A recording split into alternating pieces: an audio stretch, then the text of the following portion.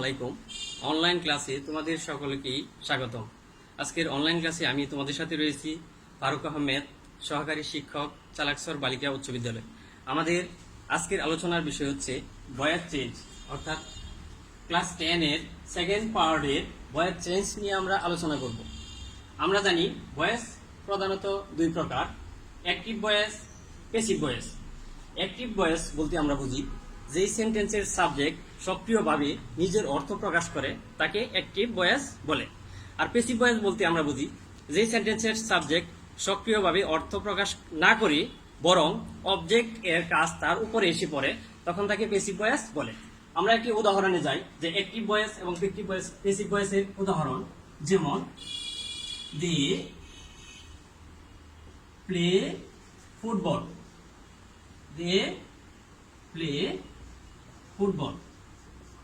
এই সেন্টেন্সে দে সাবজেক্ট বা কর্তা, প্লে ভার্ব বা ক্রিয়া, অর্থাৎ দে প্লে ফুটবল, তারা ফুটবল খেলে। অর্থাৎ এই সেন্টেন্সের সাবজেক্ট সক্রিয়ভাবে কাজ করেছে বিধায় এটি অ্যাক্টিভ ভয়েস। আর প্যাসিভ ভয়েসের উদাহরণে যদি আমরা যাই, football is played by them, football is played by them.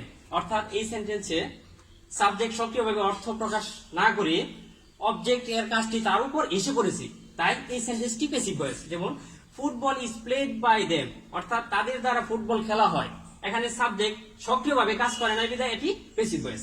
তাহলে অ্যাক্টিভ এবং প্যাসিভ ভয়েস, আমরা অ্যাক্টিভ থেকে প্যাসিভ পরিবর্তনের জন্য কতগুলো নিয়ম রয়েছে, আমরা একটি নিয়ম নিয়ে আজকে আলোচনা করব।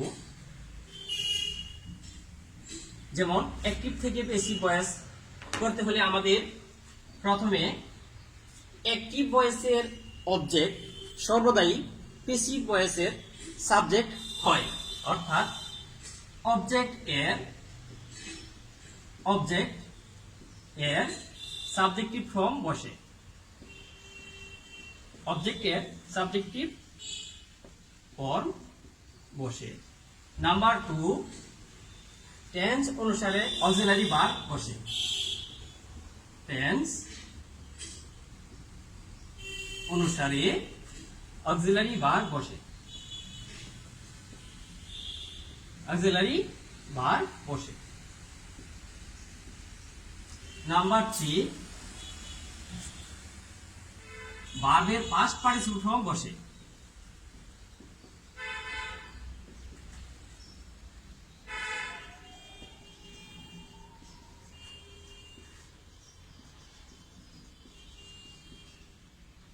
নাম্বার 4, বাই বসে। তবে এক্ষেত্রে আমাদের একটা জিনিস মনে রাখতে হবে যে প্যাসিভ ভয়েস মানেই সর্বদা ভার্বের পাস্ট পার্টিসিপল ফর্ম বসবে।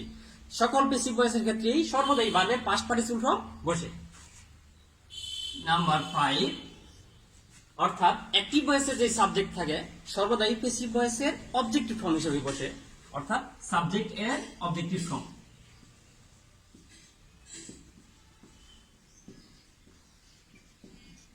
সাবজেক্ট এর অবজেক্টিভ ফর্ম, অর্থাৎ আমরা এই গঠনটা যদি ভালোভাবে জানতে পারি এবং এই একটা মাত্র গঠন আয়ত্ত করে আমরা সকল টেন্সের প্যাসিভ খুব সুন্দরভাবে করতে পারি। গঠনটা হলো যে অবজেক্ট এর সাবজেক্টিভ ফর্ম প্রথমে বসবে, অর্থাৎ অ্যাক্টিভ ভয়েসের যে অবজেক্টটা আছে সর্বদাই প্যাসিভ ভয়েসের সাবজেক্ট হিসেবে বসে। নাম্বার 2, তারপরে বসবে টেন্স অনুসারে সাহায্যকারী ভার্ব, অর্থাৎ সেন্টেন্সটা কোন টেন্সে আছে এই টেন্সের উপর আমাদের সাহায্যকারী ভার্ব বসাতে হয়। নাম্বার 3, প্যাসিভ ভয়েস মানেই সর্বদা ভার্বের পাস্ট পার্টিসিপল ফর্ম বসবে। নাম্বার 4, বাই বসবে। নাম্বার 5, সাবজেক্টের অবজেক্টিভ ফর্ম। সাবজেক্টের অবজেক্টিভ ফর্ম বলতে আমরা বুঝি যেমন আই এর অবজেক্টিভ ফর্ম মি, হি এর অবজেক্টিভ ফর্ম হিম, দে এর অবজেক্টিভ ফর্ম দেম, উই এর অবজেক্টিভ ফর্ম আস, ইউ এর অবজেক্টিভ ফর্ম ইউ। অর্থাৎ এগুলো আমাদের একটু ধারণা রাখতে হবে। এখন আমরা দেখবো যে কিভাবে অ্যাক্টিভ থেকে প্যাসিভ করতে হয়, কতগুলো উদাহরণের মাধ্যমে আমরা এখন শিখবো।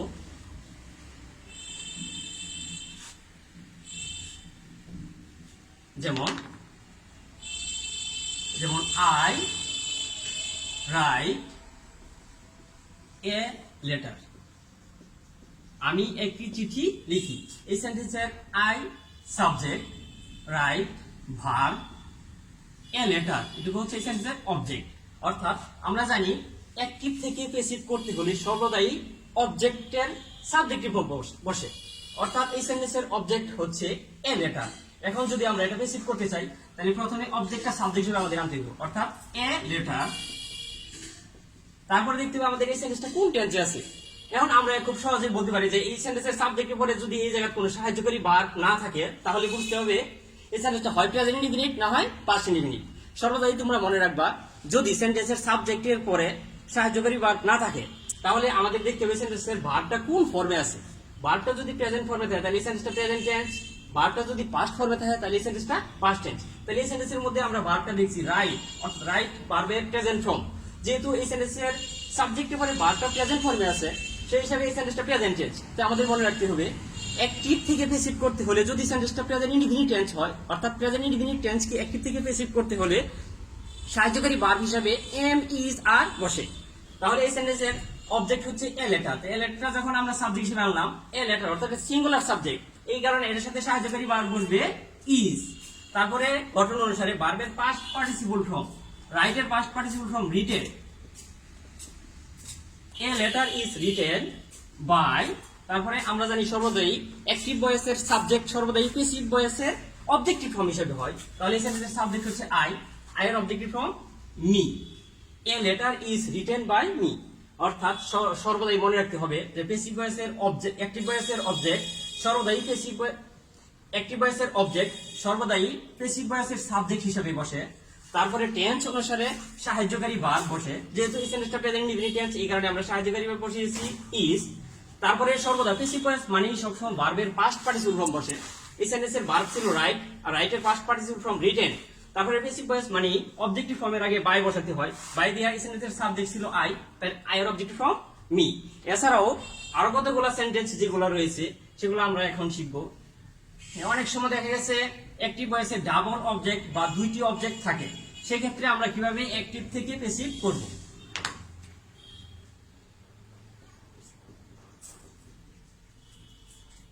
He teaches us English. He teaches us English. অর্থাৎ ডাবল অবজেক্ট যুক্ত অ্যাক্টিভ ভয়েসকে আমরা যদি প্যাসিভ করতে চাই তাহলে আমাদের দেখতে হবে এই সেন্টেন্সের অবজেক্ট এখানে আছে আস এবং ইংলিশ, দুইটা অবজেক্ট দেওয়া আছে। তবে আমরা দুইটা অবজেক্ট থেকে যে কোনো একটা সাবজেক্ট হিসেবে নিয়ে আমরা প্যাসিভ ভয়েস করতে পারি। তবে তোমরা সর্বদাই মনে রাখবা যে দুইটা অবজেক্ট যখন থাকবে তখন এর মধ্যে ব্যক্তিবাচক অবজেক্টটাকে আমরা সাবজেক্ট হিসেবে আনবো। তো এই সেন্টেন্সের মধ্যে ব্যক্তিবাচক অবজেক্ট হচ্ছে আস। তাহলে আমরা যদি ব্যক্তিবাচক অবজেক্টটা দিয়ে অ্যাক্টিভ থেকে প্যাসিভ করি তাহলে এটা সবচেয়ে বেশি ভালো হয়। তাহলে এই সেন্টেন্সটাকে যদি আমরা প্যাসিভ করতে চাই তাহলে প্রথমে আসবো অবজেক্ট, অর্থাৎ এখানে ব্যক্তিবাচক অবজেক্ট হচ্ছে আস, আসের সাবজেক্টিভ ফর্ম হচ্ছে উই। তার আগে আমাদের দেখতে হবে সেন্টেন্সটা কোন টেন্সে আছে। এই সেন্টেন্সের সাবজেক্ট হচ্ছে হি, এর পরে এখানে ভার্ব হচ্ছে টিচ, অর্থাৎ হি যেহেতু থার্ড পারসন সিঙ্গুলার নাম্বার এই কারণে টিচের সাথে ইএস বসছে। অর্থাৎ সাবজেক্ট যদি থার্ড পারসন সিঙ্গুলার নাম্বার হয় তাহলে ভার্বের শেষে এস বা ইএস বসে, অর্থাৎ এটা মূল ভার্ব হচ্ছে টিচ। আমরা জানি টিচ শব্দের অর্থ হলো পড়ানো বা শিক্ষা দেওয়া। তাহলে এই সেন্টেন্সের মূল ভার্ব হচ্ছে টিচ, অর্থাৎ টিচ ভার্বের প্রেজেন্ট ফর্ম। তাহলে যেহেতু এই সেন্টেন্সটা প্রেজেন্ট টেন্স আছে আমরা আগেই পড়ছি যে প্রেজেন্ট ইনডিফিনিট টেন্সকে অ্যাক্টিভ থেকে প্যাসিভ করতে হলে সাহায্যকারী ভার্ব এম ইজ আর বসে। তাহলে এই সেন্টেন্সের যখন আমরা অবজেক্টটা সাবজেক্ট হিসেবে আনলাম, সাবজেক্ট কি উই, অর্থাৎ উই ফার্স্ট পারসন হওয়া সত্ত্বেও এটি প্লুরাল, এই কারণে উই এর সাথে সর্বদা সাহায্যকারী ভার্ব বসবে উই আর। তারপরে গঠন অনুসারে ভার্বের past participle teach, teacher past participle teach, taught taught, T A U G S T taught, we are taught. তারপর দ্বিতীয় যে অবজেক্ট আছে সেটা লিখতে হবে, we are taught English by him. এর অবজেক্টিভ ফর্ম হচ্ছে him, we are taught English by him. তাহলে আমরা আজকে শিখলাম যে অ্যাসার্টিভ সেন্টেন্সকে কিভাবে অ্যাক্টিভ থেকে প্যাসিভ করতে হয়, অর্থাৎ যে যখন আমাদের দুইটা বা ডাবল অবজেক্ট থাকবে তখন কিভাবে প্যাসিভ করতে হয়। এবার আমরা জানবো যে ইম্পারেটিভ সেন্টেন্সকে কিভাবে অ্যাক্টিভ থেকে প্যাসিভ করতে হয়। ইম্পারেটিভ সেন্টেন্স, এর আগে আমরা সামান্য কিছু ধারণা নিয়ে নিই ইম্পারেটিভ সেন্টেন্স কি। অর্থাৎ যেই সেন্টেন্স দ্বারা আদেশ, উপদেশ, অনুরোধ, নিষেধ ইত্যাদি প্রকাশ করে তাকে ইম্পারেটিভ সেন্টেন্স বলে। ইম্পারেটিভ সেন্টেন্স সাধারণত মূল ভার্ব দ্বারা শুরু হয়, লেট দ্বারা শুরু হয়, ডোনট দ্বারা শুরু হয়, এরকম অনেকগুলো দ্বারা শুরু হতে পারে। অর্থাৎ সাধারণত আমাদের মনে রাখতে হবে ইম্পারেটিভ সেন্টেন্সের শুরুতে কখনো সাবজেক্ট থাকবে না। ইম্পারেটিভ সেন্টেন্সটা শুরু হবে মূল ভার্ব দিয়ে এবং এই সেন্টেন্সের কখনোই শুরুতে সাবজেক্ট থাকবে না। ইম্পারেটিভ সেন্টেন্সের অ্যাক্টিভ ভয়েসকে কিভাবে আমরা প্যাসিভ করব। ইম্পারেটিভ সেন্টেন্স এর অ্যাক্টিভ ভয়েসকে প্যাসিভ করার নিয়ম। একটি ভয়েসকে পেসিভ করার নিয়ম। এখন আমি তোমাদের ইম্পারেটিভ সেন্টেন্স কিভাবে অ্যাক্টিভ থেকে পেসিভ করতে হয় তা আমি গঠনটা ভালোভাবে লিখে দিচ্ছি, ভালোভাবে মনে রাখবে সবাই।